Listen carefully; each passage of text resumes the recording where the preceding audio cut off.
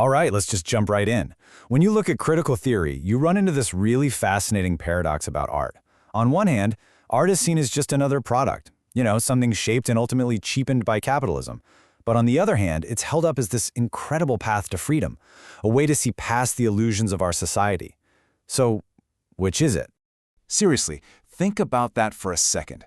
That one song you've got on repeat right now. Is it a genuinely profound work of art that's moving you? Or is it just a super well-engineered commodity, designed to be catchy and sell? That's the big question we're going to try and unpack here, using the lens of the Frankfurt School.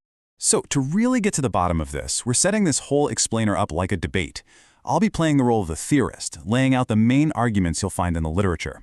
And I get to be the methodologist. My job is to poke holes, to ask the tough questions, and point out the unresolved tensions in the theory.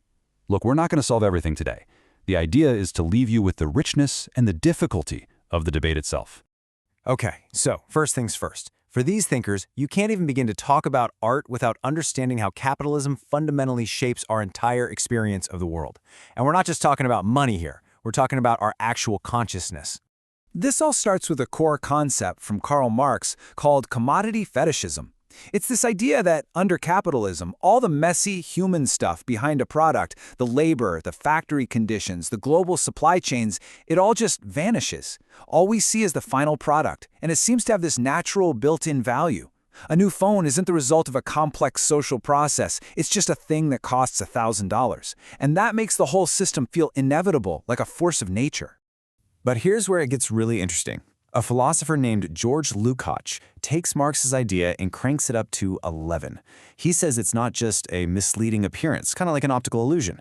No, it's way deeper. It's a systemic delusion. He calls it reification, and it basically means that capitalism doesn't just change how things look to us, it changes how we think.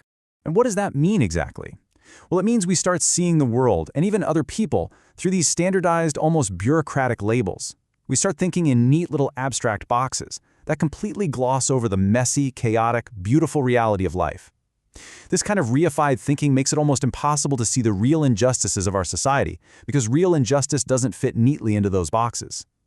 Okay, time out. I have to jump in here, because this raises a massive methodological red flag.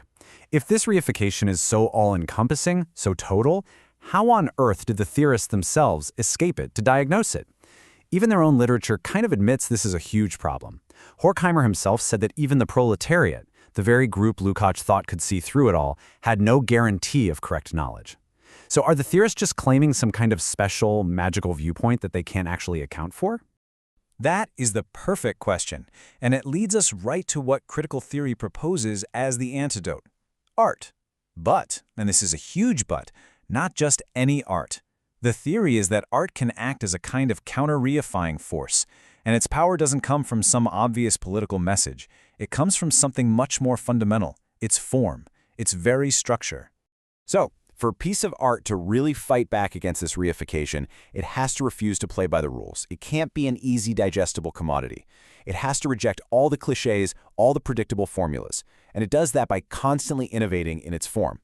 Think of a really challenging modern novel that just shatters your expectations of a story, or atonal music that refuses to give you that easy, catchy tune. For a theorist like Adorno, the real liberating power isn't in what the art is saying, it's in how its difficult form smashes our lazy, comfortable ways of thinking. But we're hitting another wall here, aren't we? The source material is brutally honest about this. I mean, this is a direct quote. The theory basically says that big social problems somehow get baked into the formal structure of an artwork, but it never really explains how. Like, what's the mechanism? Is the artist doing it on purpose? Is it some unconscious thing?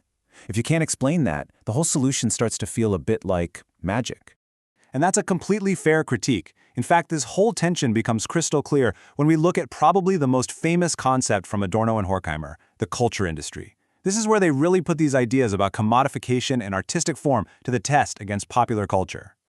Their argument basically was that popular art, movies, pop music, TV shows, it all functions just like any other industry. It mass produces standardized products. So a pop song might promise you a feeling of rebellion or authentic emotion, but it's using the same verse-chorus-verse formula as a million other songs.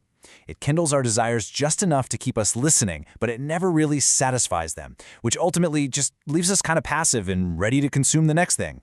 Right. And it's so easy to hear that and just write it off as elitism, as some guy in an ivory tower hating on pop music. But if you dig into Adorno's work, there's countervailing evidence that suggests something much more subtle is going on. This quote is brilliant. He didn't just think high art good, pop art bad. He saw them both as broken pieces of a bigger picture that just doesn't fit together anymore in our society. Let's just break that down. You've got so-called high art on one side. Yeah, it achieves that difficult, innovative form that can supposedly challenge our thinking. That's its strength. But its fatal flaw?